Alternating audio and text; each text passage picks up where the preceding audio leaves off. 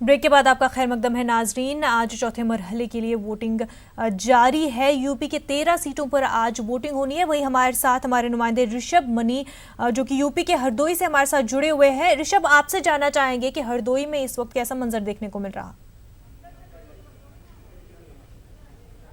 मुझे देखिए, तय समय जो 7 बजे का था उसके साथ ही हरदोई के मैं आर.के. इंटर कॉलेज बूथ पर हूँ। यहाँ पर वोटिंग शुरू हो चुकी है। यहाँ पर वोटर्स आ रहे हैं, लाइन लगा के अपना वोट कास्ट कर रहे हैं और साथ ही साथ जो सिक्योरिटी के इंतजाम है वो पुख्ता हैं। जो सेंट्रल की फोर्स है वो तैनात है। बाकी बूथ मैनेजमेंट में उत्तर प्रदेश पुलिस के जवान और अधिकारी यहाँ पर तैनात हैं और जो पोलिंग में लगे हुए कर्मचारी हैं सभी सुचारू रूप से यहाँ पर वोटिंग शुरू हो गई है। 7 बजे शुरू हो गई थी। हरदोई के बारे में आपको बता दूं, ये एक रिजर्व्ड सीट है शेड्यूल कास्ट के लिए और 2014 में भारतीय जनता पार्टी के अंशुल वर्मा ने इस सीट को जीता था। लेकिन इस बार अंशुल वर्मा का टिकट काट दिया गया था, लिहाजा वो नाराज होकर समाजवादी पार्टी ज्वाइन कर चुके हैं। भारतीय जनता पार्टी ने जयप्रकाश रावत को यहां से कैंडिडेट बनाया। यहां पे ट्रायंगुलर फाइट फिलहाल दिखाई दे रही है। शुरुआत से ही भारतीय जनता पार्टी के जयप्रकाश रावत और गठबंधन की उषा वर्मा और वीरेंद्र वर्मा जो कांग्रेस के प्रत्याशी हैं। तो जैसे जैसे दिन आगे बढ़ेगा समझ में आएगा वोटर्स का मिजाज क्या है।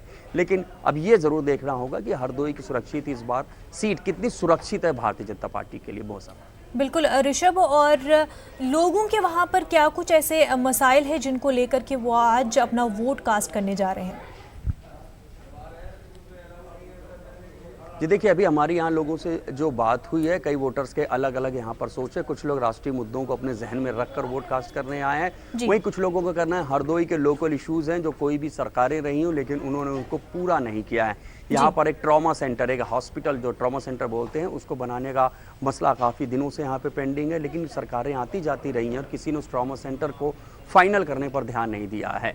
यहाँ पर किसानों से जुड़ी हुई समस्याएं हैं। यहाँ पर एक चीनी मिलती हरदोई की, वो बंद हो चुकी है। तो यहाँ पर रोजगार से लेकर के डेवलपमेंट के इश्यूज अभी भी दिखाई दे रहे हैं जो पिछली कई सरकारों से यहाँ पर सस्टेन कर रहे हैं, जिनका अभी तक कोई सोल्यूशन नहीं निकला है। और बाकी कुछ लोगों का ऐसा भी कहना है कि उनके जहन में कुछ राष्ट्रीय स्तर के मुद्दे हैं जहाँ पर देश की सुरक्षा से लेकर तमाम और चीज़ें हैं जो उनके जहन में हैं, वो उसको लेकर वोट यहाँ पर कास्ट कर रहे हैं। अभी फिलहाल वोटिंग शुरू हुई है। हमने कुछ ही लोगों से बात की। जैसे जैसे दिन आगे बढ़ेगा, पोलिंग आगे बढ़ेगी, तब हम और लोगों से बात करके शायद कुछ कहने की स्थिति में होंगे। मौसा ऋषभ, कई जगहों से खबरें आ रही थी कि ईवीएम खराब है और उस वजह से जो है वोटिंग काफ़ी देर से भी शुरू हुई।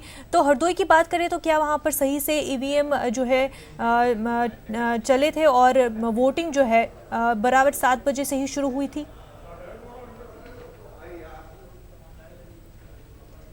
जी मौजा, देखिए 7 बजे वोटिंग तो शुरू हो गई थी, जो हमें हरदोई से जानकारी मिली जिला प्रशासन की ओर से। लेकिन एक बूथ से ईवीएम की खराबी की सूचना जरूर आई है। हालांकि प्रशासन के अधिकारी यही कह रहे हैं कि उसको दुरुस्त कर लिया गया है। लेकिन हमारे प्रतिनिधि वहां मौके पर भी हैं, वो शायद बेहतर बता पाएंगे कि अभी स्थिति क्या है। लेकिन एक ईवीएम की खराबी की सूचना जरूर सुबह आई थी। मौजा जी ऋषभ, और पिछले दिनों में से कई ज़्यादा खबरें भी आ रही हैं कि वोटर लिस्ट से नाम गायब है। तो क्या वो जो मसला था उसको सुलझा लिया गया है? जी देखिए, वोटर लिस्ट में जिनका नाम नहीं है ये एक अलग किस्म की समस्या है। लेकिन लोकल स्तर पर जिला निर्वाचन अधिकारी ने कुछ उनको प्रूफ दे रखे हैं कि वो उसको लेकर आते हैं और जो सुलझाने लायक समस्या होगी वो पोलिंग बूथ पर सुलझाई जा सकती है। और यहाँ पर निर्वाचन के अधिकारी भी हर बूथ पर तैनात हैं।